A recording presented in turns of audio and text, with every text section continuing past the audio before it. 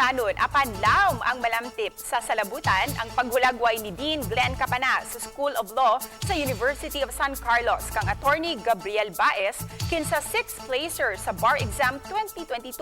Usa lang si Attorney Baez sa mga law student nga nalakip kang Angelica Uy Vega nga 26th placer ug Krisha Vera Ramirez Romano Wigel ang 27th placer nga nakasud sa top 30. Giangko ni Capanas nga na-pressure sila aron mapabilin ang ilang pagka-consistent placer sa bar exam. Dili hambog na pagkatao.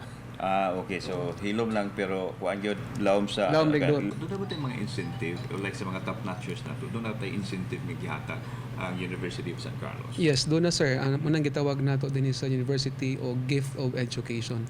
Okay. Gift of Education.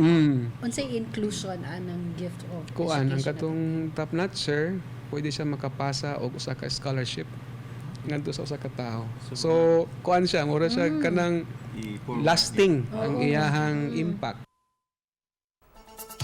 Mga kapuso ug mga adlaw, makauban ta sa programa ang ato ang live interview kauban ang 6th placer sa bar exam nga si Attorney Gabriel Baez.